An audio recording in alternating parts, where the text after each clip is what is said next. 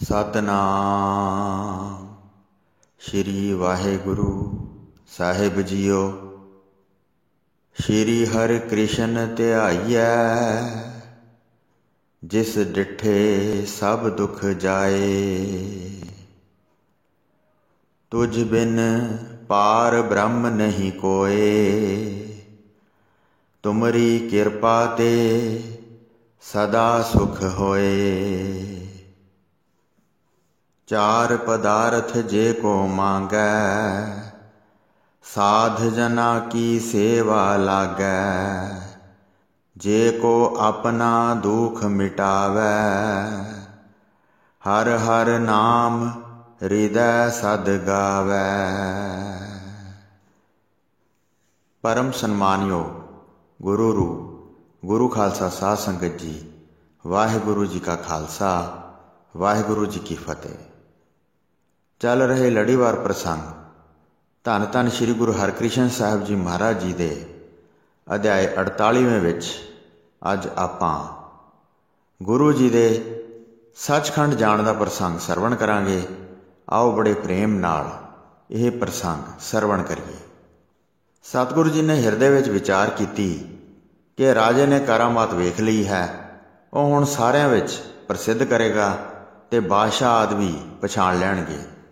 बादशाह दे नाल मैं किसी तरह भी नहीं मिलांगा, मैं इस तरह ही अपने नेम नूं निभावांगा। जे राजा सुनेगा तो बहुत हठ करेगा, मिलण वास्ते वह बहुत यतन करेगा। दूसरा, श्री राम राय जी ने मेरे बारे बहुत कठोर वचन कहे हैं, जिन्हां दे मुख विच गुरु जी दा वासा है। उन्हां दा कहा होया सच बनेगा। बेशक हिरदे विच सतगुरु जी दा डेरा नहीं है, जिस करके हंकार गुस्सा आदि पैदा होंदा है ते हिरदे विच झगड़ा धारण करते हैं। फिर श्री गुरु तेग बहादुर जी महान हैं, वह इस उत्तम गुरियाई नूं प्राप्त करनगे। श्री गुरु हरगोबिंद जी साडे वडेरे हैं, यह गुरु होणगे, यह उन्हां ने बचन कीता है। इत्यादि बहुत कारण जान के चित्त विच सचखंड जाना चाहुंदे सन। कुछ समय बाद ही गुरु जी नूं बुखार हो गया। माता जी ने जाके जद वेख्या तां चित्त वड्डी चिंता विच भिज गया। माता जी कहण लगे, तुहाडे दर्शन करन नाल अनेकां दे रोग दूर हो जाते हैं। आप श्री गुरु नानक देव जी की गद्दी ते बैठे हो, जग दा पाप संताप दूर करते हो, करोड़ां की गिणती विच संगत भरोसा करती है, तुसी दोहां लोकां दा कष्ट दूर करते हो। यह आपने की खेल रचाया है, जिसनों वेख के भरम पैदा होता है। श्री गुरु हरकृष्ण जी ने उस समय कहा, तैयारी करो, असी बाहर जावांगे, डेरा किसी होर थां ते जाके करांगे। इत्थे चित्त आनंद नहीं धारण करता। अपना डेरा किते बाहर लै गए। उधर राजा औरंगजेब गुरु जी की करामात वेखना चाहुंदा सी। उसने राजा जय सिंह नूं एक बार फिर बेनती सहित गुरु जी के पास भेजा, पर गुरु जी ने राजा जय सिंह की गल ना मनी ते नौरंगे नूं मिलण तो इनकार कर दिता। गुरु जी के शरीर ते बहुत बुखार होने तो बाद उन्हां दी शीतला निकल आई। आप मुख तो बहुत थोड़ा बोलते सन ते शरीर ते बहुत बुखार सी। राजा जय सिंह गुरु जी की ऐसी हालत देख के बहुत घबरा गया ते उसने गुरु जी नूं पुछया, यह आप जी की लीला कर रहे हो? राजे तो सुन के सतगुरु जी ने कहा, जग विच जिस किसी भी शरीर नूं धारण कीता है उस दे नाल सुख दुख सदा ही रहिंदा है। वेद पुराण संत सब कहते हैं, जो होनहार है वह कदे मिटदी नहीं, जो सारिਆਂ ਦੇ शरीर ते बीतदी है। श्री रामचंद्र जी ने जंगल विच वासा कीता सी ते श्री कृष्ण जी का वंश ही खत्म हो गया सी। कौन कौन समर्थ गिणीए, सब कुछ प्रभु के भाणे अनुसार होंदा है। जिवें परमेश्वर किरत धारण करता है, उस तरह ही हिरदे विच आनंद धार के मनना चाहिए है। यह संतां दा सच्चा मत है। इस करके हे राजन, सुनो अते धारण करो। प्रभु के भाणे नूं कदी तर्क ना करो। ईश्वर की मर्जी विच चलना चाहिए है। संतां दा मत विशाल प्रसन्नता सहित है। राजा गुरु जी के वचन सुन के विचार करके चुप हो गया। गुरु जी के शरीर नूं वेख के बहुत फिक्रमंद हो गया ते गुरु जी तो विदा लैके वह नौरंगे के पास चला गया। ਨੌਰੰਗੇ ਦੇ ਪਾਸ ਜਾ ਕੇ ਉਸਨੇ ਸਭ ਕੁਝ ਦੱਸਿਆ। ਪਹਿਲਾਂ ਸਰੀਰ ਨੂੰ ਬੁਖਾਰ ਹੋ ਗਿਆ ਸੀ, ਹੁਣ ਸੀਤਲਾ ਦਿਖਾਈ ਦਿੱਤੀ ਹੈ। ਜਾ ਕੇ ਗੁਰੂ ਜੀ ਨੂੰ ਲੰਮੇ ਪਏ ਵੇਖਿਆ ਹੈ। ਇਹ ਸੁਣ ਕੇ ਬਾਦਸ਼ਾਹ ਚਿੱਤ ਵਿੱਚ ਸਮਝ ਗਿਆ ਸ਼੍ਰੀ ਰਾਮ ਰਾਏ ਜੀ ਦਾ ਕਿਹਾ ਹੋਇਆ ਕਠੋਰ ਵਚਨ ਪ੍ਰਗਟ ਹੋ ਗਿਆ ਹੈ। ਉਸ ਦਿਨ ਤੋਂ ਬਾਅਦ ਗੁਰੂ ਜੀ ਨੇ ਆਪਣੇ ਸੇਵਕਾਂ ਨੂੰ ਆਗਿਆ ਕਰ ਦਿੱਤੀ, ਨੇੜੇ ਦੂਰ ਦੀ ਕੋਈ ਵੀ ਸਿੱਖ ਸੰਗਤ ਮੇਰੇ ਪਾਸ ਨਾ ਆਵੇ। ਜਿਹੜਾ ਕੋਈ ਜ਼ਰੂਰ ਹੀ ਆਉਣਾ ਚਾਹੁੰਦਾ ਹੋਵੇ ਉਹ ਪਹਿਲਾਂ ਪੁੱਛ ਕੇ ਫਿਰ ਅੰਦਰ ਆਵੇ। ਸਭ ਬੰਦੋਬਸਤ ਕਰ ਦਿੱਤਾ। ਕੋਈ ਵੀ ਸਮਝ ਕੇ ਨੇੜੇ ਨਹੀਂ ਸੀ ਪਹੁੰਚਦਾ। ਸਰੀਰ ਉੱਤੇ ਬਹੁਤ ਛਾਲੇ ਨਿਕਲ ਆਏ, ਬਹੁਤ ਸੰਘਣੇ ਨਿਕਲੇ ਸਨ। ਕੋਈ ਵੱਡਾ ਸੀ ਤੇ ਕੋਈ ਛੋਟਾ ਸੀ। ਸਾਰਾ ਸਰੀਰ ਹੀ ਲਾਲ ਹੋ ਗਿਆ ਤੇ ਸਰੀਰ ਉੱਤੇ ਕੁਝ ਸੋਜ ਵੀ ਦਿਖਾਈ ਦਿੱਤੀ। ਦਿਨ ਪ੍ਰਤੀ ਦਿਨ ਵੱਧਦੇ ਹੀ ਗਏ ਤੇ ਫਿਰ ਛਾਲੇ ਭਰ ਗਏ। ਜਿਹੜੇ ਮਸੰਦ ਖਬਰ ਲੈਣ ਆਉਂਦੇ ਸਨ ਜਾਂ ਸੰਗਤ ਦੇ ਕੁਝ ਮਨੁੱਖ ਬਹੁਤ ਦੂਰ ਤੋਂ ਆਉਂਦੇ ਸਨ, ਸਾਰਿਆਂ ਨੂੰ ਬਾਹਰ ਹੀ ਖਬਰ ਦੇ ਦਿੰਦੇ ਸਨ ਕਿ ਸਤਿਗੁਰੂ ਜੀ ਅੰਦਰ ਲੰਮੇ ਪਏ ਹਨ। ਬਾਦਸ਼ਾਹ ਸਦਾ ਆਪਣੇ ਉਮਰਾਵ ਭੇਜਦਾ ਸੀ ਤੇ ਰਾਜਾ ਜੈ ਸਿੰਘ ਨਿੱਤ ਆਉਂਦਾ ਸੀ। ਸਾਰਿਆਂ ਪਾਸੋਂ ਉਦਾਸ ਬਿਰਤੀ ਕਰਕੇ ਗੁਰੂ ਜੀ ਚੁੱਪ ਧਾਰ ਕੇ ਪਏ ਰਹਿੰਦੇ ਸਨ। ਸਾਰੀ ਸਿੱਖ ਸੰਗਤ ਨੂੰ ਬਹੁਤ ਫਿਕਰ ਹੋ ਗਿਆ। ਉਹ ਸੋਚਦੇ ਸਨ ਕਿ ਸਿੱਖ ਸੰਗਤ ਹੁਣ ਕਿਸ ਦੀ ਪੂਜਾ ਕਰੇਗੀ। ਜੋ ਸਿੱਖ ਸੰਗਤ ਪੂਜਾ ਕਰਨ ਵਾਲੀ ਹੈ ਉਹਨਾਂ ਸਾਰਿਆਂ ਵਿੱਚ ਅਜਿਹਾ ਰੌਲਾ ਪੈ ਜਾਏਗਾ, ਕੌਣ ਹੁਣ ਗੁਰੂ ਬਣੇਗਾ ਤੇ ਉਸ ਦਾ ਵਾਸਾ ਕਿਸ ਥਾਂ ਹੈ। ਸ਼੍ਰੀ ਸਤਿਗੁਰੂ ਜੀ ਦੀ ਅਚਰਜ ਗਤੀ ਹੈ, ਕੌਣ ਇਸ ਨੂੰ ਸਮਝ ਸਕਦਾ ਹੈ, ਜਿਹੜੀ ਬਹੁਤ ਅਗੰਮ ਹੈ। ਛੱਟ ਵਾਲੇ ਦਿਨ ਸੀਤਲਾ ਪ੍ਰਗਟ ਹੋਈ। ਛੋਟੇ ਵੱਡੇ ਛਾਲੇ ਨਿਕਲ ਆਏ। ਤ੍ਰੈਦਸੀ ਤੱਕ ਸਾਰੇ ਛਾਲੇ ਭਰ ਗਏ। ਜਿਹੜੇ 10 ਨੇੜੇ ਜਾਂਦੇ ਸਨ ਉਹ ਸੇਵਾ ਕਰਦੇ ਸਨ। ਮਨ ਦੀ ਗਤੀ ਵੇਖ ਕੇ ਬਹੁਤ ਹੈਰਾਨ ਹੁੰਦੇ ਸਨ। ਹੇ ਗੁਰੂ ਜੀ, ਇਹ ਸਰੀਰ ਦੀ ਕੀ ਹਾਲਤ ਬਣਾਈ ਹੈ। ਦੁੱਖ ਸੁੱਖ ਸਭ ਤੁਹਾਡੇ ਹੱਥ ਵਿੱਚ ਹੈ। ਆਪ ਜਗਤ ਦੇ ਮਾਲਕ, ਸਭ ਪ੍ਰਕਾਰ ਸਮਰੱਥ ਹੋ। ਮਾਤਾ ਜੀ ਜਾ ਕੇ ਵੇਖਦੇ ਸਨ। ਗੁਰੂ ਜੀ ਦੀ ਹਾਲਤ ਵੇਖ ਕੇ ਬਹੁਤ ਚਿੰਤਾ ਧਾਰਨ ਕਰਦੇ ਸਨ। ਇੱਕ ਸਪੁੱਤਰ ਹੈ, ਉਹ ਵੀ ਬਾਲਕ ਹੈ। ਅੱਗੇ ਕੋਈ ਸੰਤਾਨ ਵੀ ਨਹੀਂ ਹੋਈ ਹੈ। ਗੁਰੂ ਜੀ ਆਪਣੇ ਮਾਤਾ ਜੀ ਨੂੰ ਬਹੁਤ ਧੀਰਜ ਦਿੰਦੇ ਸਨ। ਜੋ ਵਿਧਾਤਾ ਨੇ ਰਚਿਆ ਹੈ ਉਸ ਤਰ੍ਹਾਂ ਹੀ ਹੋਣਾ ਹੈ। ਭਾਵੇਂ ਕੋਈ ਕਿੰਨਾ ਵੀ ਯਤਨ ਕਰ ਲਵੇ, ਜੋ ਹੋਣਾ ਹੈ ਹੋ ਕੇ ਰਹਿਣਾ ਹੈ। ਸ਼੍ਰੀ ਗੁਰੂ ਨਾਨਕ ਦੇਵ ਜੀ ਦੀ ਗੱਦੀ ਸੱਚੀ ਹੈ। ਸੰਗਤ ਵਿੱਚ ਇਹ ਸਦਾ ਆਬਾਦ ਰਹੇਗੀ। ਇਸ ਤਰ੍ਹਾਂ ਸਾਰੀਆਂ ਸੰਗਤਾਂ ਵਿੱਚ ਰੌਲਾ ਪੈ ਗਿਆ। ਨਗਰ ਵਿੱਚ ਅਨੇਕਾਂ ਥਾਵਾਂ 'ਤੇ ਇਹ ਗੱਲ ਚੱਲਦੀ ਸੀ। ਸ਼੍ਰੀ ਗੁਰੂ ਨਾਨਕ ਦੇਵ ਜੀ ਦੀ ਜੋਤ ਅਪਾਰ ਹੈ, ਉਸ ਦਾ ਕੋਈ ਵੀ ਪਾਰਾਵਾਰ ਨਹੀਂ ਪਾ ਸਕਦਾ। ਸ਼੍ਰੀ ਗੁਰੂ ਹਰਿਕ੍ਰਿਸ਼ਨ ਜੀ ਮਹਾਂ ਸਮਰੱਥ ਹਨ। ਸਾਰੀ ਵਾਰਤਾ ਉਹਨਾਂ ਦੇ ਹੱਥ ਵਿੱਚ ਹੈ।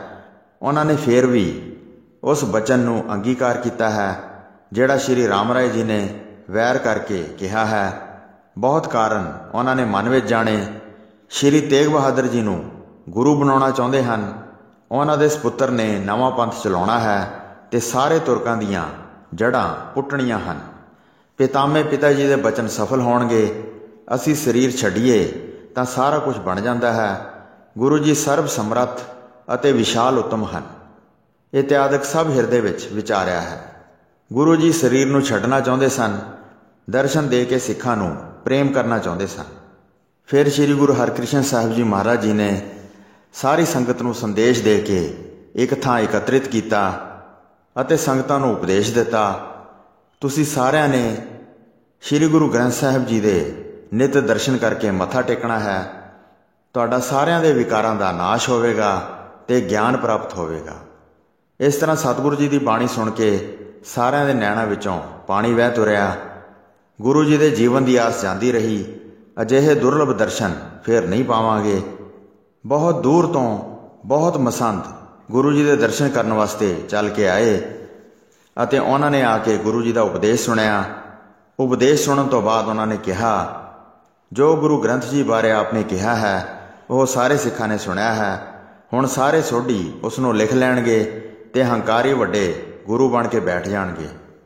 ਇਸ ਕਰਕੇ ਸੰਗਤ ਨੂੰ ਕਿਸੇ ਦੇ ਲੜ ਲਾਓ। ਗੁਰਤਾ ਦੇ ਯੋਗ ਜਿਸ ਨੂੰ ਸਮਝਦੇ ਹੋ। ਨਗਰ ਦੀ ਸਾਰੀ ਸੰਗਤ ਮਿਲ ਕੇ ਇਕੱਠੀ ਹੋਈ ਹੈ। ਇਸ ਤਰ੍ਹਾਂ ਆਪ ਜੀ ਦੇ ਅੱਗੇ ਬੇਨਤੀ ਕਰਦੀ ਹੈ।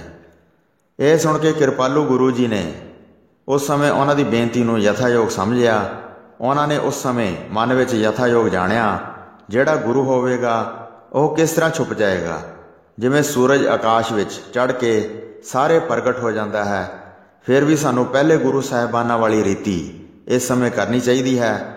ਇਸ ਤਰ੍ਹਾਂ ਵਿਚਾਰ ਕੇ ਨਿਰਣਾ ਲਿਆ ਕੇ ਬੋਲੇ, ਤੁਸੀਂ ਯਥਾਯੋਗ ਠੀਕ ਕਿਹਾ ਹੈ। 5 ਪੈਸੇ ਤੇ ਨਾਰੀਅਲ ਮੰਗਵਾਓ ਤੇ ਸਾਰੀ ਸੰਗਤ ਨੂੰ ਪਾਸ ਬਿਠਾਓ। ਭਾਰੀ ਗੁਰੂ ਜੱਗ ਵਿੱਚ ਪ੍ਰਗਟ ਹੋਵੇਗਾ, ਜਿਸ ਨੂੰ ਵੇਖ ਕੇ ਪਖੰਡੀ ਗੁਰੂ ਲੁਕ ਜਾਣਗੇ, ਜਿਸ ਦੀ ਓਟ ਲੈ ਕੇ ਹਜ਼ਾਰਾਂ ਲੱਖਾਂ ਕਰੋੜਾਂ ਸਿੱਖਾਂ ਦਾ ਉਧਾਰ ਹੋਵੇਗਾ। ਉਹ ਧਰਤੀ ਵਾਂਗ ਭਾਰੀ ਧੀਰਜ ਧਾਰਨ ਕਰਨਗੇ ਤੇ ਸੂਰਜ ਚੰਦ ਵਾਂਗ ਵੱਡੇ ਪਰਉਪਕਾਰੀ ਹੋਣਗੇ। ਉਹਨਾਂ ਦਾ ਮਹਾਂਪ੍ਰਤਾਪ ਸਾਰਿਆਂ ਤੇ ਛਾਵੇਗਾ ਤੇ ਕੁਝ ਤੋਂ ਕੁਝ ਕਰਕੇ ਵਿਖਾਉਣਗੇ। ਗੁਰੂ ਜੀ ਦੇ ਮੁਖ ਤੋਂ ਅਜਿਹੇ ਸੁਹਾਵਣੇ ਬਚਨ ਸੁਣ ਕੇ ਸਾਰਿਆਂ ਨੇ ਆਪਣੇ ਸੀਸ ਨਿਵਾਏ। ਇੱਕ ਸਿੱਖ ਦੌੜ ਕੇ ਗਿਆ ਤੇ ਤੁਰੰਤ 5 ਪੈਸੇ ਤੇ ਨਾਰੀਅਲ ਲੈ ਕੇ ਆਇਆ। ਸੋਨੇ ਦੇ ਥਾਲ ਵਿੱਚ ਉਹਨਾਂ ਨੂੰ ਧਰ ਦਿੱਤਾ। ਚੰਦਨ, ਫੁੱਲ ਅਤੇ ਧੂਪ ਆਦਿ ਸ਼ੁਭ ਕਾਰਜ ਕੀਤਾ। ਸਾਰੀ ਸੰਗਤ ਨੂੰ ਪਾਸ ਬੁਲਾਇਆ, ਜਿਸ ਵਿੱਚ ਸਿਆਣੇ ਸਿੱਖ ਇਕੱਠੇ ਹੋਏ। ਮਾਲਕ ਗੁਰੂ ਜੀ ਦੇ ਅੱਗੇ ਕੋਈ ਹੱਥ ਜੋੜ ਕੇ ਨਮਸਕਾਰ ਕਰਦਾ ਸੀ ਤੇ ਕੋਈ ਉਹਨਾਂ ਦੇ ਚਰਨੀ ਲੱਗਦਾ ਸੀ। ਘਿਓ ਦੀ ਅੱਗੇ ਮਸ਼ਾਲ ਜਲ ਰਹੀ ਸੀ ਤੇ ਹੋਰ ਸੁਗੰਧਾਂ ਬਹੁਤ ਮਹਿਕਦੀਆਂ ਸਨ। ਮੌਨ ਧਾਰ ਕੇ ਸਾਰੇ ਵੇਖ ਰਹੇ ਸਨ। ਹੌਲੀ ਹੌਲੀ ਗੁਰੂ ਜੀ ਦਾ ਸਿਮਰਨ ਕਰਦੇ ਸਨ। ਫਿਰ ਗੁਰੂ ਜੀ ਨੇ 5 ਪੈਸੇ ਉੱਪਰ ਚੁੱਕੇ ਤੇ ਨਾਲ ਹੀ ਨਾਰੀਅਲ ਹੱਥ ਉੱਤੇ ਰੱਖਿਆ। ਫਿਰ ਹੱਥ ਨੂੰ 3 ਵਾਰ ਗੋਲਾਕਾਰ ਕੀਤਾ ਤੇ ਧਿਆਨ ਵਿੱਚ ਪਰਿਕਰਮਾ ਕੀਤੀਆਂ। ਪਵਿੱਤਰ ਧਰਤੀ ਨੂੰ ਫਿਰ ਲਪਾਈ ਕਰਵਾਈ ਤੇ ਆਪਣੇ ਹੱਥਾਂ ਨਾਲ ਉੱਥੇ ਟਿਕਾ ਦਿੱਤੇ। ਹੱਥ ਜੋੜ ਕੇ ਫਿਰ ਬੰਦਨਾ ਕੀਤੀ। ਨੇਤਰ ਖੋਲ੍ਹ ਕੇ ਫਿਰ ਮੁਖ ਤੋਂ ਕਿਹਾ, ਜਿਹੜੇ ਮੇਰੇ ਬਾਬਾ ਜੀ ਬਕਾਲੇ ਪਿੰਡ ਵਿੱਚ ਵਸਦੇ ਹਨ, ਉਹ ਗੁਰੂ ਜੀ ਬਣ ਕੇ ਸਾਰੀ ਸੰਗਤ ਨੂੰ ਸੰਭਾਲਣਗੇ। ਇਸ ਤਰ੍ਹਾਂ ਸੁਣ ਕੇ ਸਾਰਿਆਂ ਨੂੰ ਕਹਿ ਦਿੱਤਾ। ਸਿੱਖਾਂ ਨੇ ਫਿਰ ਹਿਰਦੇ ਵਿੱਚ ਨਿਸ਼ਚਾ ਧਾਰਨ ਕੀਤਾ। ਉਸ ਸਮੇਂ ਗੁਰੂ ਜੀ ਦਾ ਨਾਂ ਨਹੀਂ ਲਿਆ, ਫਿਰ ਵੀ ਸਾਰਿਆਂ ਨੇ ਵੱਡੇ ਗੁਰੂ ਜੀ ਬਾਰੇ ਸਮਝ ਲਿਆ। ਆਪੇ ਪ੍ਰਗਟ ਹੋ ਜਾਣਗੇ, ਛੁਪੇ ਨਹੀਂ ਰਹਿਣਗੇ। ਇਸ ਤਰ੍ਹਾਂ ਵਿਚਾਰ ਕੇ ਕਿਸੇ ਨੇ ਵੀ ਨਾ ਕਿਹਾ। ਸਾਰਿਆਂ ਦੀ ਇੱਛਾ ਪੂਰੀ ਕੀਤੀ ਤੇ ਸਿਰ ਨਿਵਾ ਕੇ ਨਿਮਰਤਾ ਧਾਰਨ ਕੀਤੀ। ਸਾਰੇ ਮਸੰਦਾਂ ਆਦਿ ਨੇ ਨਮਸਕਾਰ ਕੀਤੀ। ਜਿਨ੍ਹਾਂ ਦੇ ਹਿਰਦੇ ਵਿੱਚ ਸ਼ੋਕ ਧਾਰਨ ਕੀਤਾ ਸੀ, ਉਹਨਾਂ ਦੇ ਹਿਰਦੇ ਆਨੰਦਮਈ ਹੋ ਗਏ। ਸਤਿਗੁਰੂ ਜੀ ਨੇ ਫਿਰ ਆਪਣੇ ਦਾਸਾਂ ਨੂੰ ਹੁਕਮ ਕੀਤਾ, ਹੁਣ ਸੰਗਤ ਦੀ ਆਸ ਪੂਰੀ ਹੋ ਗਈ ਹੈ। ਹੁਣ ਸਾਰਿਆਂ ਨੂੰ ਕਹੋ, ਦਰਵਾਜ਼ੇ ਦੇ ਬਾਹਰ ਖੜੇ ਹੋ ਕੇ ਸਤਨਾਮ ਦਾ ਉਚਾਰਨ ਕਰਨ। ਬਿਨਾਂ ਭਜਨ ਸਤਨਾਮ ਦਾ ਜਾਪ ਮੂੰਹ ਵਿੱਚ ਕਰੋ। ਜਿਹੜਾ ਇੱਥੇ ਠਹਿਰੇ ਉਹ ਕੁਝ ਵੀ ਨਾ ਬੋਲੇ। ਹੁਣ ਅਸੀਂ ਸੱਚਖੰਡ ਜਾਵਾਂਗੇ ਤੇ ਆਪਣੇ ਸਥਾਨ 'ਤੇ ਇਕੱਲੇ ਰਹਾਂਗੇ। ਅੰਤਰਜਾਮੀ ਗੁਰੂ ਜੀ ਸਭ ਦੇ ਮਨਾਂ ਦੀਆਂ ਜਾਣਦੇ ਸਨ। ਸਰੀਰ ਦਾ ਧਾਰਨ ਕਰਨਾ ਜਾਂ ਸਰੀਰ ਦਾ ਛੱਡਣਾ ਜਿਸ ਧੀਰਜਵਾਨ ਹਿਰਦੇ ਵਾਲੇ ਗੁਰੂ ਜੀ ਦੇ ਅਧੀਨ ਹੈ। ਮਾਤਾ ਜੀ ਉਸ ਪੁੱਤਰ ਦੀ ਸਾਰੀ ਮਹਿਮਾ ਜਾਣਦੇ ਹਨ। ਉਹਨਾਂ ਨੂੰ ਦੇਸ਼ ਕਾਲ ਦਾ ਭਾਰੀ ਗਿਆਨ ਹੈ। ਜੋ ਭੂਤ ਭਵਿੱਖ ਵਿੱਚ ਗਤੀ ਹੋਣੀ ਹੈ, ਉਹ ਮਨ ਵਿੱਚ ਸਭ ਕੁਝ ਜਾਣਦੇ ਹਨ। ਸਦਾ ਉਹਨਾਂ ਪਾਸ ਸਰਬ ਸਮਰੱਥ ਸ਼ਕਤੀ ਹੈ, ਜਿਨ੍ਹਾਂ ਦੀ ਕੀਰਤੀ ਜਗਤ ਵਿੱਚ ਬਹੁਤ ਫੈਲੀ ਹੈ। ਅੱਧੀ ਰਾਤ ਤੋਂ ਜਦ 1 ਘੜੀ ਉੱਪਰ ਹੋ ਗਈ ਤਾਂ ਗੁਰੂ ਜੀ ਨੇ ਚੜ੍ਹਾਈ ਕਰਨ ਦੀ ਤਿਆਰੀ ਕੀਤੀ। ਕਈ ਸੇਵਕਾਂ ਅਤੇ ਮਾਤਾ ਜੀ ਨੂੰ ਆਪਣੇ ਪਾਸ ਵੇਖ ਰਹੇ ਸਨ ਤੇ ਚੁੱਪ ਹੋਏ ਸਥਿਰਤਾ ਧਾਰਨ ਕਰਦੇ ਸਨ। ਕੋਮਲ ਸੁਹਾਵਨੇ ਬਚਨ ਬੋਲਦੇ ਸਨ। ਫਿਰ ਗੁਰੂ ਜੀ ਨੇ ਆਪਣੇ ਮੁਖ 'ਤੇ ਕਪੜਾ ਤਾਣ ਲਿਆ, ਮੂੰਹ ਢੱਕ ਕੇ ਇੱਕ ਛਿਣ ਵਿੱਚ ਚਲੇ ਗਏ। ਸ਼੍ਰੀ ਹਰਿਕ੍ਰਿਸ਼ਨ ਜੀ, ਜਿਹੜੇ ਕ੍ਰਿਸ਼ਨ ਜੀ ਸਮਾਨ ਸਨ, ਬ੍ਰਹਮਾ ਆਦਿ ਨਾਰਦ ਮੁਨੀ ਜੀ ਨਾਲ ਸਨ। ਸਾਰੇ ਦੇਵਤਿਆਂ ਸਹਿਤ ਇੰਦਰ ਦੇਵਤਾ ਵੀ ਮੌਜੂਦ ਸੀ। ਗੁਰੂ ਜੀ ਦਾ ਆਉਣਾ ਜਾਣ ਕੇ ਸਭ ਆ ਗਏ। ਨਗਾਰੇ ਆਦਿ ਵਾਜੇ ਵਜਾਏ ਗਏ। ਬਹੁਤ ਪ੍ਰਸੰਨ ਹੋ ਕੇ ਫੁੱਲਾਂ ਦੇ ਹਾਰ ਪਾਉਂਦੇ ਸਨ। ਧੂਪ ਧੁਖਾ ਕੇ ਗੁਰੂ ਜੀ ਨੂੰ ਬੰਦਨਾ ਕਰਦੇ ਸਨ। ਗੁਰੂ ਜੀ ਵਿਵਾਨ 'ਤੇ ਚੜ੍ਹ ਕੇ ਚਲੇ ਗਏ, ਜਿਸ ਨੂੰ ਬਹੁਤ ਮੋਤੀਆਂ ਦੀਆਂ ਲੜੀਆਂ ਲੱਗੀਆਂ ਸਨ। ਕਿੰਨਰ ਗੰਧਰਵ ਸਾਰੇ ਮਿਲ ਕੇ ਇਕੱਠੇ ਹੋਏ ਸਨ। ਸਾਰਿਆਂ ਵਿੱਚ ਵੱਡਾ ਆਨੰਦ ਛਾਇਆ ਹੋਇਆ ਸੀ। ਪ੍ਰਭੂ ਜੀ ਸੱਚਖੰਡ ਵਾਲੇ ਸਥਾਨ 'ਤੇ ਪਹੁੰਚ ਗਏ। ਗੁਰੂ ਭਗਵਾਨ ਜੀ ਅਤ ਆਨੰਦ ਵਿੱਚ ਸਨ। ਸਾਰੇ ਦੇਵਤੇ ਆਪਣੇ ਆਪਣੇ ਸਥਾਨਾਂ ਨੂੰ ਚਲੇ ਗਏ। ਉਹ ਗੁਰੂ ਜੀ ਦੀ ਕੀਰਤੀ ਕਰਦੇ ਜਾਂਦੇ ਸਨ। ਕੁਝ ਸਮੇਂ ਬਾਅਦ ਸਾਰੇ ਜਾਣ ਗਏ ਕਿ ਗੁਰੂ ਜੀ ਸਮਾ ਗਏ ਹਨ ਤੇ ਆਪਣੀ ਪੁਰੀ ਵਿੱਚ ਪਹੁੰਚ ਗਏ ਹਨ। ਜਿੰਨੇ ਵੀ ਲੋਕ ਦਰਵਾਜ਼ੇ ਦੇ ਬਾਹਰ ਖੜੇ ਸਨ, ਸ਼ੋਕ ਸਹਿਤ ਸਤਨਾਮ ਦਾ ਸਿਮਰਨ ਕਰ ਰਹੇ ਸਨ। ਰਾਜਾ ਜੈ ਸਿੰਘ ਨੇ ਸੁਣ ਕੇ ਬਹੁਤ ਦੁੱਖ ਅਨੁਭਵ ਕੀਤਾ। ਗੁਰੂ ਜੀ ਦੇ ਗੁਣ ਯਾਦ ਕਰ ਕਰ ਬਹੁਤ ਪਛਤਾ ਰਿਹਾ ਸੀ। ਜਦ ਸਵੇਰ ਹੋਈ ਤਾਂ ਸਾਰੇ ਨਗਰ ਨੇ ਸੁਣ ਲਿਆ। ਸਿੱਖ ਸੰਗਤ ਦਾ ਵੱਡਾ ਮੇਲ ਹੋਇਆ। ਅਨੇਕ ਸੁਗੰਧੀਆਂ ਲਿਆ ਰਹੇ ਸਨ। ਸਿੱਖ ਵਿਸ਼ਾਲ ਸ਼ੋਕ ਧਾਰਨ ਕਰਦੇ ਸਨ। ਬੈਠੇ ਗੁਰੂ ਜੀ ਦੇ ਮਹਾਨ ਗੁਣਾਂ ਨੂੰ ਯਾਦ ਕਰਦੇ ਸਨ। ਅਨੇਕਾਂ ਕਸ਼ਟ ਉਹਨਾਂ ਦੇ ਦਰਸ਼ਨ ਕਰਨ ਨਾਲ ਹੀ ਦੂਰ ਹੋ ਜਾਂਦੇ ਸਨ। ਜਦ ਦਾ ਨਗਰ ਵਿੱਚ ਪ੍ਰਵੇਸ਼ ਕੀਤਾ ਹੈ ਤਦ ਦੇ ਹੀ ਸਾਰੇ ਰੋਗ ਖਤਮ ਹੋ ਗਏ ਹਨ। ਫਿਰ ਸੰਸਕਾਰ ਦੀ ਤਿਆਰੀ ਕਰਨ ਲੱਗੇ। ਡੇਰੇ ਦੇ ਨੇੜੇ ਹੀ ਸ਼ੁਭ ਸਥਾਨ ਵੇਖ ਲਿਆ। ਸਾਰੀ ਸਮੱਗਰੀ ਲੈ ਕੇ ਉੱਥੇ ਪਹੁੰਚਾ ਦਿੱਤੀ। ਰਾਜਾ ਜੈ ਸਿੰਘ ਬਾਦਸ਼ਾਹ ਦੀ ਇੰਤਜ਼ਾਰ ਕਰ ਰਿਹਾ ਸੀ। ਇੰਨੇ ਸਮੇਂ ਦੌਰਾਨ ਉੱਥੇ ਇੱਕ ਮਨੁੱਖ ਆਇਆ। ਰਾਜੇ ਨੂੰ ਉਸਨੇ ਸਾਰਾ ਬਿਰਤਾਂਤ ਸੁਣਾਇਆ। ਬਾਦਸ਼ਾਹ ਆ ਰਿਹਾ ਹੈ, ਕੋਈ ਦੇਰ ਨਹੀਂ ਹੈ, ਅਸਵਾਰੀ ਨੇੜੇ ਹੀ ਪਹੁੰਚਣ ਵਾਲੀ ਹੈ। ਬਾਦਸ਼ਾਹ ਨੇ ਸਵੇਰੇ ਹੀ ਇਸ਼ਨਾਨ ਕਰਕੇ ਨਵੀਂ ਪੋਸ਼ਾਕ ਪਹਿਨੀ। ਚਿੱਤ ਵਿੱਚ ਸੋਚ ਕੇ ਵੇਖਣ ਵਾਸਤੇ ਚੱਲਿਆ, ਪ੍ਰਬੀਨ ਗੁਰੂ ਜੀ ਦੇ ਦਰਸ਼ਨ ਕਰਾਂਗਾ। ਜਿਉਂਦਿਆਂ ਨੇ ਮੇਰੇ ਨਾਲ ਮੇਲ ਨਹੀਂ ਕੀਤਾ। ਮੈਂ ਬਹੁਤ ਕਿਹਾ ਸੀ ਪਰ ਉਹਨਾਂ ਨੇ ਵੱਡਾ ਹੱਠ ਧਾਰਨ ਕੀਤਾ ਸੀ। ਹੁਣ ਮੈਂ ਉਹਨਾਂ ਦਾ ਸਰੂਪ ਜਾ ਕੇ ਵੇਖਾਂਗਾ। ਕਰਾਮਾਤ ਹੈ ਕਿ ਕਰਾਮਾਤ ਤੋਂ ਬਗੈਰ ਹੀ ਹਨ, ਇਹ ਹੁਣ ਚੰਗੀ ਤਰ੍ਹਾਂ ਵੇਖ ਲਵਾਂਗਾ। ਇਹ ਵਿਚਾਰ ਕੇ ਤੁਰੰਤ ਆਇਆ ਤੇ ਸੈਂਕੜੇ ਮਨੁੱਖਾਂ ਦੀ ਭੀੜ ਨਾਲ ਲੈ ਕੇ ਆਇਆ। ਤਦ ਦਰਵਾਜ਼ੇ ਦੇ ਬਾਹਰ ਆ ਕੇ ਉਤਾਰਾ ਕਰ ਲਿਆ। ਸਾਰੇ ਰਾਜੇ ਆਦਿ ਵੇਖ ਕੇ ਉੱਠ ਪਏ, ਸਨਿਮਰ ਹੋ ਕੇ ਸਨਮਾਨ ਕਰਦੇ ਸਨ। ਬਾਦਸ਼ਾਹ ਨੇ ਜੈ ਸਿੰਘ ਪਾਸੋਂ ਸਾਰਾ ਬਿਰਤਾਂਤ ਪੁੱਛਿਆ। ਦੇਖਣਾ ਚਾਹੁੰਦਾ ਹੋਇਆ ਅੰਦਰ ਦਾਖਲ ਹੋ ਗਿਆ। ਹਿਰਦੇ ਵਿੱਚ ਇਸ ਤਰ੍ਹਾਂ ਮਨੋਰਥ ਕੀਤਾ, ਨਾ ਮਿਲਣ ਲਈ ਬਹੁਤ ਹੱਠ ਧਾਰਨ ਕੀਤਾ ਸੀ। ਸਾਡੇ ਵੱਡਿਆਂ ਨੇ ਸਿੱਖਿਆ ਦਿੱਤੀ ਹੈ, ਇਸ ਕਰਕੇ ਅਸੀਂ ਆਪਣੇ ਸਾਰੇ ਨੇਮ ਨਿਭਾਵਾਂਗੇ। ਜਦ ਤੱਕ ਜਿਉਂਦੇ ਰਹੇ ਤਦ ਤੱਕ ਉਹਨਾਂ ਨੇ ਹੱਠ ਕਰੀ ਰੱਖਿਆ। ਹੁਣ ਉਹ ਹੱਠ ਖਤਮ ਹੋ ਜਾਏਗਾ ਜਦ ਅਸੀਂ ਦਰਸ਼ਨ ਕਰ ਲਵਾਂਗੇ। ਕਿਸੇ ਵੀ ਉਪਾਅ 'ਤੇ ਹੁਣ ਨੇਮ ਨਹੀਂ ਰਹੇਗਾ। ਪਿਤਾ ਜੀ ਨੇ ਜਿਸ ਵਿਧੀ ਨਾਲ ਸਿੱਖਿਆ ਦਿੱਤੀ ਸੀ, ਹੁਣ ਕਿਹੜੀ ਕਰਾਮਾਤ ਵਿਖਾਉਣਗੇ, ਮੈਂ ਪਵਿੱਤਰ ਦਰਸ਼ਨ ਕਰ ਲਵਾਂਗਾ। ਇਸ ਤਰ੍ਹਾਂ ਸੋਚਦਿਆਂ ਸਭ ਲੋਕਾਂ ਨੂੰ ਹਟਾਇਆ ਤੇ ਇਕੱਲਾ ਅੰਦਰ ਪ੍ਰਵੇਸ਼ ਕਰ ਗਿਆ। ਉੱਥੇ ਮਾਤਾ ਜੀ ਆਦਿ ਦਾਸ ਦਾਸੀਆਂ ਮੌਜੂਦ ਸਨ। ਤੁਰੰਤ ਘਰ ਵਿੱਚ ਦਾਖਲ ਹੋ ਗਿਆ। ਇੱਕ ਸੇਵਕ ਪਾਸ ਖੜਾ ਰਿਹਾ। ਉਹ ਚੁੱਪਚਾਪ ਅੱਖਾਂ ਵਿੱਚੋਂ ਪਾਣੀ ਵਹਾ ਰਿਹਾ ਸੀ। ਉਸ ਸਮੇਂ ਕੋਈ ਵੀ ਉਸ ਨੂੰ ਹਟਾ ਨਹੀਂ ਸੀ ਸਕਦਾ, ਜਿਹੜਾ ਕਿ ਦਿੱਲੀ ਦਾ ਬਾਦਸ਼ਾਹ ਸੀ। ਮਾਤਾ ਜੀ ਨੇ ਮਨ ਵਿੱਚ ਕੁਝ ਵਿਚਾਰ ਕੀਤੀ ਪਰ ਉਹ ਰੋਕਣ ਦੇ ਸਮਰੱਥ ਨਹੀਂ ਸਨ। ਬਾਦਸ਼ਾਹ ਤੁਰੰਤ ਆ ਕੇ ਵੇਖਣ ਲੱਗਾ।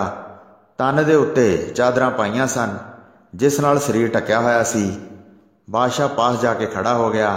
ਮੁਖੜਾ ਵੇਖਾਂਗਾ, ਇਸ ਤਰ੍ਹਾਂ ਮਨ ਵਿੱਚ ਹੱਠ ਕੀਤਾ।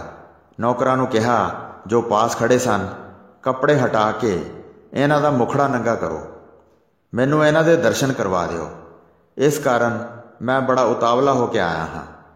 ਇਹ ਸੁਣ ਕੇ ਸੇਵਕ ਨੇ ਨੌਰੰਗੇ ਦੇ ਪਾਸ ਹੋ ਕੇ ਬੰਦਨਾ ਕਰਕੇ ਹੱਥ ਨਾਲ ਬਸਤਰ ਨੂੰ ਫੜਿਆ। ਜਦ ਬਸਤਰ ਉੱਚਾ ਕਰਕੇ ਵਿਖਾਉਣ ਲੱਗਾ ਤਾਂ ਕਿਸੇ ਪਾਸਿਓਂ ਹਟਾਇਆ ਨਹੀਂ ਸੀ ਜਾ ਸਕਦਾ। ਜਦ ਨੌਰੰਗੇ ਨੇ ਹੇਠਾਂ ਵੇਖਿਆ ਤਾਂ ਇੱਕ ਵੱਡਾ ਦਰਾੜ ਦਿਖਾਈ ਦਿੱਤਾ। ਸਤਿਗੁਰੂ ਜੀ ਦੀ ਦੇਹ ਦਿਖਾਈ ਨਹੀਂ ਸੀ ਦਿੰਦੀ ਤੇ ਵੱਡੇ ਦਰਾੜ ਵਿੱਚ ਦ੍ਰਿਸ਼ਟੀ ਚਲੀ ਜਾਂਦੀ ਸੀ। ਉੱਥੇ ਅਤੀ ਭਿਆਨਕ ਕੁਝ ਵੇਖਿਆ ਤੇ ਵੇਖਦਿਆਂ ਹੀ ਵੱਡੀ ਕੰਬਣੀ ਛਿੜ ਗਈ, ਦੰਦ ਜੁੜ ਗਏ ਤੇ ਕੁਝ ਵੀ ਕਿਹਾ ਨਹੀਂ ਸੀ ਜਾਂਦਾ ਤੇ ਥੰਮੇ ਵਾਂਗ ਅਹਿਲ ਹੋ ਗਿਆ।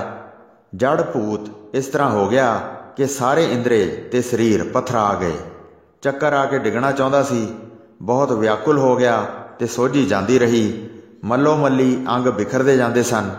ਬਹੁਤ ਡਰ ਪੈਦਾ ਹੋਣ ਕਰਕੇ ਖੜਾ ਨਹੀਂ ਸੀ ਹੋਇਆ ਜਾਂਦਾ। ਬਾਂਹ ਇੱਕ ਹੀ ਵਾਰ ਪਸਾਰੀ। ਲਾਗੇ ਗੁਰੂ ਜੀ ਦਾ ਦਾਸ ਖੜਾ ਸੀ, ਉਸ ਉੱਤੇ ਰੱਖ ਦਿੱਤੀ। ਜਦ ਸੇਵਕ ਉੱਤੇ ਭਾਰ ਪਿਆ ਤਾਂ ਹੱਥਾਂ ਵਿੱਚੋਂ ਕੱਪੜਾ ਡਿੱਗ ਪਿਆ ਤੇ ਉਹ ਡਿੱਗਦਾ ਸੰਭਲਦਾ ਬਾਦਸ਼ਾਹ ਵੱਲ ਹੋਇਆ। ਜਦ ਬਸਤਰ ਡਿੱਗਣ ਕਾਰਨ ਸਤਿਗੁਰੂ ਜੀ ਦਾ ਸਰੀਰ ਫਿਰ ਢੱਕਿਆ ਗਿਆ ਤਾਂ ਬਾਦਸ਼ਾਹ ਉਸੇ ਵੇਲੇ ਕੁਝ ਭੈ ਰਹਿਤ ਹੋ ਗਿਆ। ਜਦ ਸੋਝੀ ਆਈ ਤਾਂ ਤੁਰੰਤ ਚੱਲ ਪਿਆ ਤੇ ਬਾਹਰ ਨਿਕਲ ਆਇਆ ਜਿੱਥੇ ਬਹੁਤ ਮਨੁੱਖਾਂ ਦੀ ਭੀੜ ਖੜੀ ਸੀ। ਜੈ ਸਿੰਘ ਅੱਗੇ ਹੋ ਕੇ ਮਿਲਿਆ। ਬਾਦਸ਼ਾਹ ਦੇ ਮੁਖ ਨੂੰ ਵੇਖ ਕੇ ਉਹ ਬਹੁਤ ਹੈਰਾਨ ਹੋਇਆ। ਵੱਡਾ ਧੀਰਜ ਰਹਿਤ ਹੋ ਗਿਆ ਸੀ ਤੇ ਅੱਖਾਂ ਵਿੱਚ ਜਲ ਚੱਲ ਪਿਆ। ਉਸ ਸਮੇਂ ਉਸ ਪਾਸੋਂ ਬੋਲਿਆ ਵੀ ਨਹੀਂ ਸੀ ਜਾਂਦਾ। ਵੇਖਿਆ ਕਿ ਕੁਝ ਵੀ ਦੱਸਿਆ ਨਹੀਂ ਜਾਂਦਾ ਹੈ। ਹਿਰਦਾ ਡਰਿਆ ਹੋਇਆ ਹੈ ਤੇ ਬੜਾ ਵਿਆਕੁਲ ਵਿਖਾਈ ਦਿੱਤਾ। ਫਿਰ ਹੋਰ ਉਮਰਾਵ ਚੱਲ ਕੇ ਆ ਗਏ। ਉਹਨਾਂ ਦੇ ਮੋਢਿਆਂ ਤੇ ਹੱਥ ਰੱਖਿਆ। ਸੁੱਖ ਵਾਲੀ ਅਸਵਾਰੀ ਉਸੇ ਵੇਲੇ ਬੁਲਾਈ ਤੇ ਡਰ ਧਾਰ ਕੇ ਕਿਲੇ ਵਾਲੇ ਪਾਸੇ ਚੱਲ ਪਿਆ। ਕਿਸੇ ਨੂੰ ਵੀ ਕੁਝ ਨਾ ਦੱਸਿਆ। ਸ਼ਰਮ ਆਉਂਦੀ ਸੀ, ਕੁਝ ਦੱਸਿਆ ਨਹੀਂ ਸੀ ਜਾਂਦਾ।